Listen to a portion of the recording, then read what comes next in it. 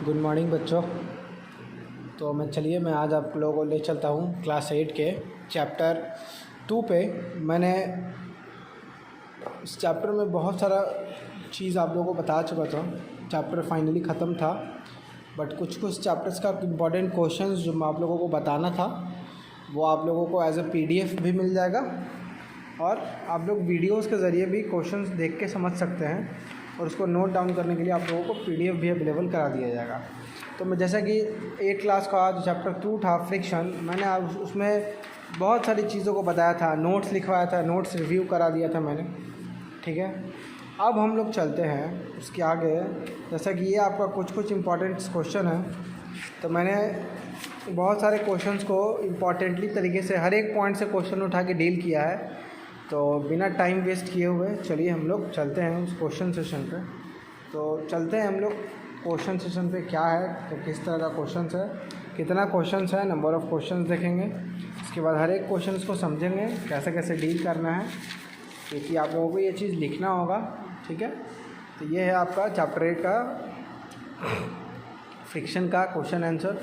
सबसे पहला जो क्वेश्चन है आपका वो है, on what principle do ball bearing work. Ball bearing किस प्रिंसिपल पे वर्क करता है? तो ball bearing works on the principle of that rolling friction is less than sliding friction. जाहिर सी बात है बॉल बेयरिंग जो है रोलिंग फ्रिक्शन है, क्योंकि फ्रिक्शन तो हर एक ऑब्जेक्ट पे लगता है, लेकिन बॉल बेयरिंग जो है रोलिंग फ्रिक्शन है, वो रोल करता है। और स्लाइडिंग फ्रिक्शन में ज़्यादा फ्रिक्शन लगता है उस बॉडी पे, मतलब स्लाइडिंग फ्रिक्शन में मोशन कम होता है और रोलिंग फ्रिक्शन में मोशन ज़्यादा होता है। तो इस प्रिंसिपल पे बॉल बेयरिंग क्या करता है, वर्क करता है। इसलिए जब किसी भी ऑब्जेक्ट को ज़्यादा तेज़ी से चलाना, जैसे फॉर एग्जांपल मैं आपको दे देता हूँ, एक साइकिल का जो पैडल होता है उसमें बेयरिंग होता है, बॉल बेयरिंग होता है। क्यों? ताकि हम पैडल को ईजिली रोटेट करा सकें, आसानी से लगा सकें पैडल, उसमें फ्रिक्शन ना लगे ज़्यादा हम पे।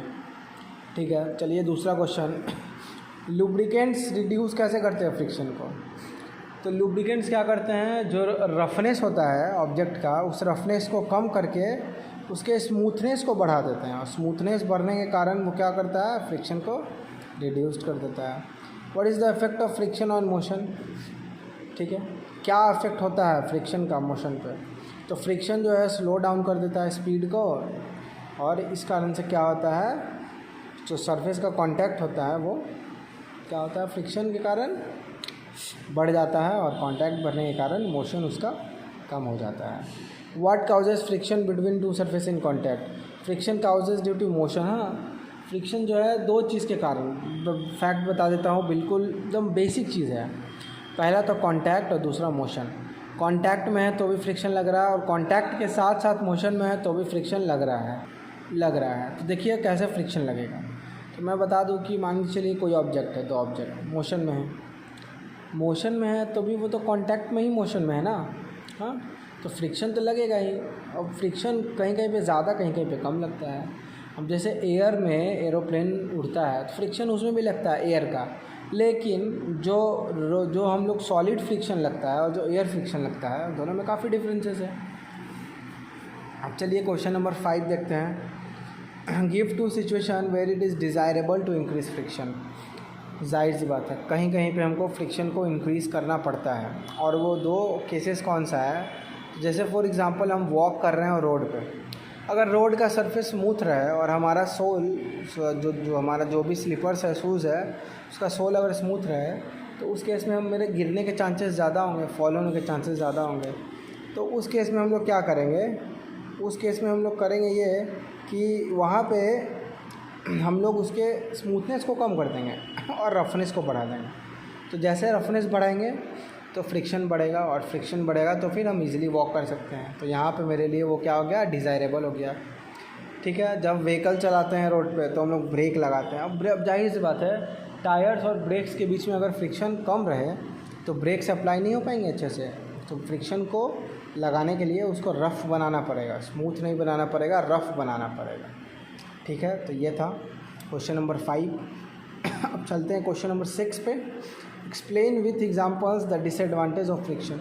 क्योंकि मैंने बताया था, नोट्स में लिखाया था, मैंने आपको वीडियोस के ज़रिए भी बताया था कि फ्रिक्शन के बहुत सारे डिसएडवांटेज भी हैं।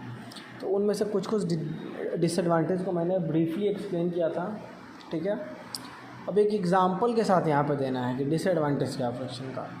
आप लोगों ने देखा होगा कि जो स्लीपर्स या जो भी आप लोग यूज़ करते हैं, आप लोग डेली इतना वॉक करते हैं, इतना एक्सरसाइज, इतना वर्क करते हैं, पैदल चलते हैं, तो देखिए आप कुछ दिन में आप लोगों का जो स्लीपर का या शूज़ का जो भी सोल होता है नीचे का, जो कांटेक्ट में रहता है ज़मीन से, वो क्या होता है, धीरे धीरे घिसने लगता है। वो घिसता क्यों है?